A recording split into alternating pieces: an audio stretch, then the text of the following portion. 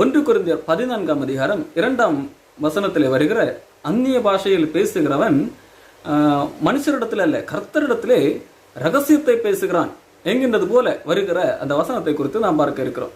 இந்த இடத்துல வசனம் சொல்லுகிறது, அந்நிய பாஷையிலே பேசுகிறவன் ஆவியினாலே ரகசியங்களை பேசினாலும் அவன் பேசுகிறதை ஒருவனும் அறியாதிருக்கிறபடியால் அவன் மனுஷரிடத்தில் அல்ல கர்த்தரிடத்திலே பேசுகிறான் என்று சொல்லி, இதை வைத்துக் கொண்டுதான் அநேகர் என்ன நினைக்கிறார்கள் என்று சொன்னால், அந்நிய பாஷையில் பேசுவது என்பது ஆண்டவரிடத்திலே நாம் பேசுகிற ஒரு ரகசியம் என்பதாக எண்ணிக்கொண்டிருக்கிறார்கள். நாம் ஆண்டவரிடத்திலே ஒரு ரகசியத்தை பேசுகிறோம். ஏன் இப்படி ஆண்டவரிடத்திலே ரகசியம் பேச வேண்டும்? சாதாரண நமக்கு தெரிந்த மொழியிலே பேசினால் என்ன?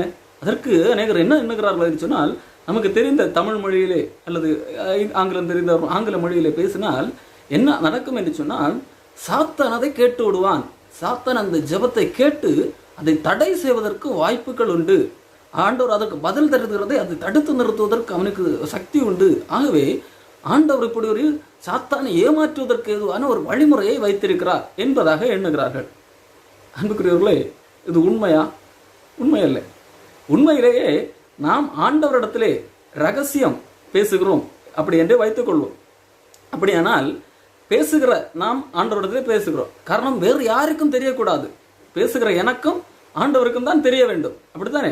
ஆனால் இன்னைக்கு பாருங்கள், இது பேசுகிற யாருக்காவது தெரிகிறதா? இந்த ரகசியம் பேசுகிறோம் என்று சொல்லுகிறார்கள் அல்லவா, இந்த பேசுகிறவர்களுக்கு என்ன பேசுகிறோம் என்று தெரிகிறதா? நான் உங்களிடத்துல பேசுகிறேன் என்று வைத்துக் கொள்வோம், வேறு யாருக்கும் தெரியக்கூடாது. அப்படி என்றால் என்னது?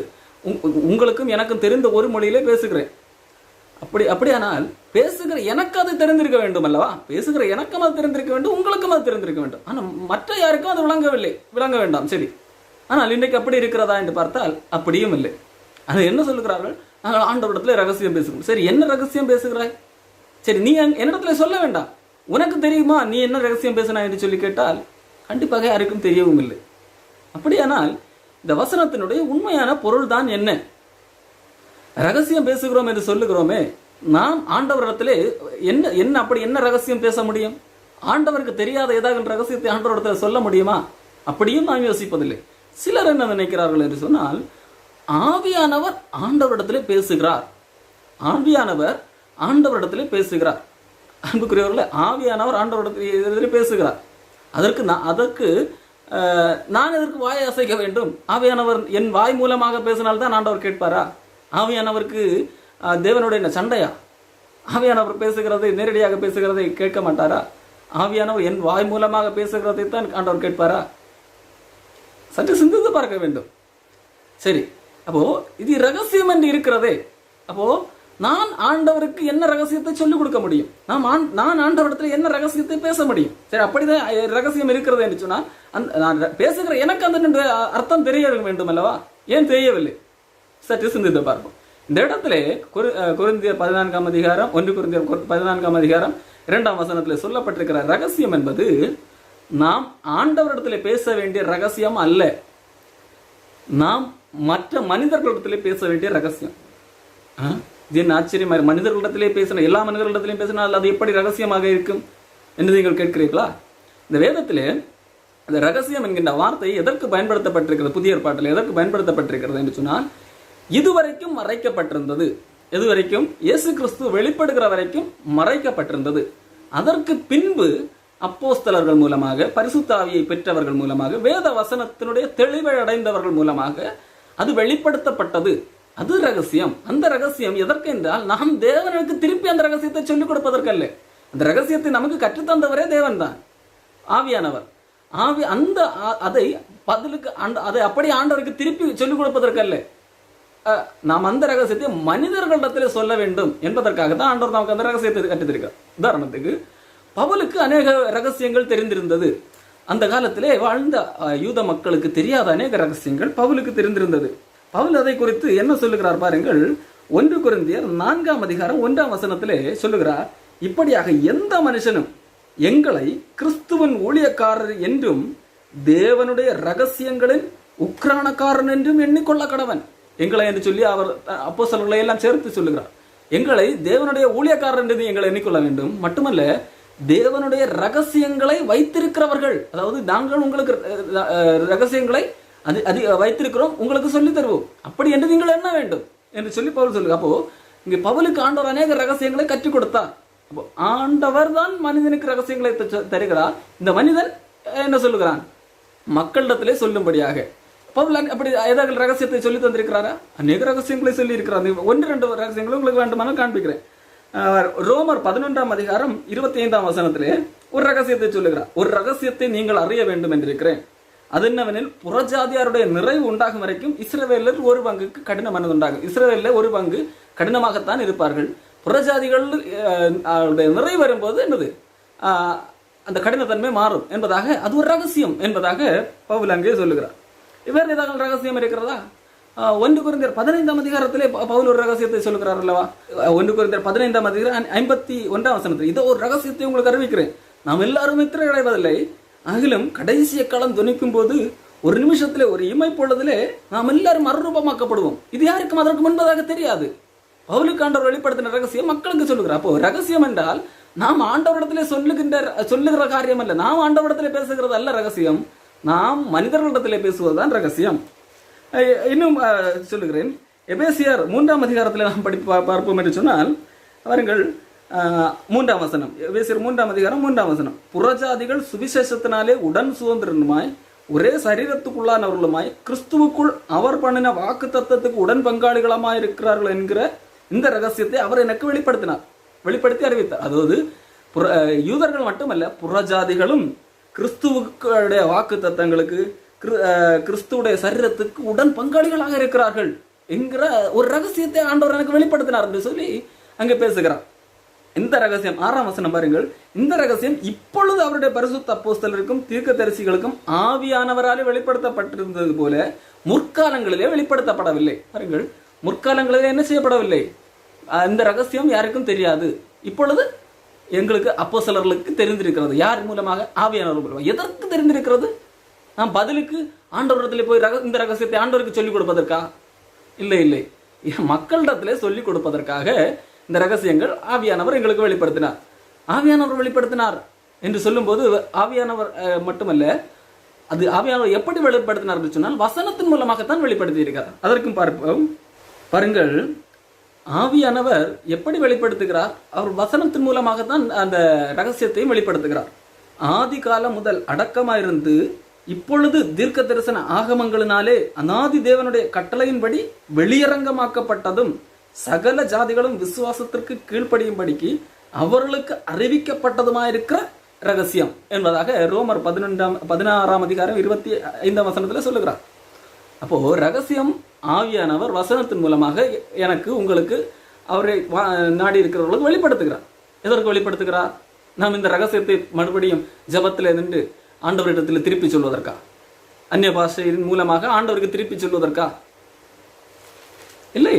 அப்போ எதற்காக அந்த ரகசியத்தை சொல்லுகிறார்? நாம் இந்த ரகசியம் அறியாத மக்களுக்கு இந்த ரகசியத்தை சொல்லிக் கொடுப்பதற்காக சொல்லுகிறார். சரி, அப்போ 1 கொரிந்தியர் 14ஆம் அதிகாரம் 2ஆம் வசனத்திலே ஏன் அப்படி எழுத வேண்டும்? ஆவியினாலே ரகசியங்களை பேசினாலும் அவன் பேசுகிறதை ஒருவன் மாதிரியாக தேவனிடத்தில் பேசுகிறான். அப்போ இங்க ரகசியம் என்றால் தேவனிடத்தில் பேசுகிறான் என்றுதான் எழுதியிருக்கிறது என்று சொல்லி நீங்கள் கேட்கலாம். அன்புக்குரியவர்களே, இந்த பவுல் இந்த வசனங்களை எழுதப்பட்ட சூழலை நீங்கள் படித்துக் கொள்ள வேண்டும். முதலாவது, வரங்கள் எதற்காக கொடுக்கப்பட்டிருக்கிறது என்றால் மற்றவர்களுடைய பிரயோஜனத்திற்காக கொடுக்கப்பட்டிருக்கிறது. ஆனால் அநேகர் என்ன நினைக்கிறார்கள் என்று சொன்னால், இந்த ஒரு வரம் மாத்திரம், அதாவது அந்நிய பாஷை வரம் மாத்திரம் தன்னுடைய சுய பிரயோஜனத்திற்காக கொடுக்கப்பட்டிருக்கிறதாக எண்ணுகிறார்கள். அதற்கு 4ஆம் வசனம், 1 கொரிந்தியர் 14ஆம் அதிகாரம் 4ஆம் வசனத்தை மையமாக கொண்டு அப்படி சொல்லுகிறார்கள். ஆனால் அப்படி அல்ல. வரங்கள் எல்லாமே அவனவனுடைய பிரயோஜனத்திற்காகத்தான் கொடுக்கப்பட்டிருக்கிறது என்று சொல்லி வசனம் தெளிவாக சொல்லுகிறது. சரி, பவுல் இதை எந்த கான்டெக்ஸ்ட்ல சொல்லுகிறார்? அந்நிய பாஷையிலே பேசுகிறவர்களை, அதாவது பொது இடங்களில் அந்நிய பாஷைகளை பேசுகிறவர்களை நையாண்டி பண்ணி எழுதுகிறார். அப்போ நையாண்டி பண்ணி எழுதுகிறதைத்தான் இன்றைக்கு நாம் உயர்வாக பேசிக் கொண்டிருக்கிறோம். பாருங்கள், இதை இப்படி படிக்க வேண்டும். அந்நிய பாஷையில் பேசுகிறவன் ஆவியினாலே ரகசியங்களை பேசுகிறான் என்று எழுதவில்லை, பேசினாலும். வார்த்தையை சரியாக கவனிக்க வேண்டும். அப்போ அந்நிய விளங்காத பாஷையிலே 100 பேர் கூடியிருக்கிறார்கள். இந்த இடங்களிலே ஒருவன் அந்நிய பாஷையிலே, அதாவது உங்களுக்கு எனக்கு தமிழ் மொழி தெரியும், உங்களுக்கும் தமிழ் மொழி தெரியும். இந்த இடத்துல நான் இந்த யாருக்கும் விளங்காத ஒரு பாஷையிலே ஏதோ உதாரணத்துக்கு ஒரு அரபிக் பாஷையில் நான் பேசுகிறேன் என்று வைத்துக்கொள்வோம். இங்கே யாருக்கும் விளங்கவில்லை. ஆனால் நான் இந்த பேசலே ஏதோ ஒன்றை பேசவில்லை, ரகசியத்தையே பேசுகிறேன். எந்த ரகசியம்? உதாரணத்துக்கு 1 கொரிந்தியர் 15ஆம் அதிகாரத்திலே சொல்லப்பட்ட அந்த ரகசியத்தை பேசுகிறேன் என்று வைத்துக்கொள்ளும். நம்ம யாரும் நித்திரை அடைவதில்லை, கடைசி காலம் துணிக்கும் போது நம்ம எல்லாரும் என்னது அழிவில்லாதவர்களாய் மறுரூபமாக்கப்படுவோம். இந்த ரகசியத்தை குறித்து பேசுகிறேன். இப்போ இது இந்த ரகசியம் யார் கற்றுக் கொடுத்தது? ஆவியானவர் கற்றுக் கொடுத்த ரகசியம், வசனங்கள் மூலமாக கற்றுக் கொடுத்த ரகசியம்.